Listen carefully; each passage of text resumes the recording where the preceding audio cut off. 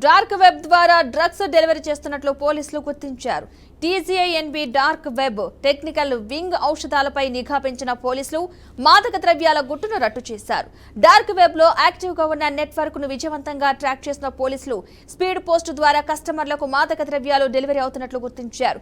ఈ కేసులో ఖమ్మం కి చెందిన సాఫ్ట్వేర్ ఇంజనీర్ ను పోలీసులు అరెస్ట్ చేశారు. జూలై 31 తేదీన నిందితుడు డార్క్ వెబ్ ద్వారా డ్రగ్స్ ఆర్డర్ చేసినట్లు పోలీసులు తెలిపారు. ఇందుకోసం క్రిప్టో కరెన్సీ ద్వారా చెల్లించినట్లు తెలిపారు.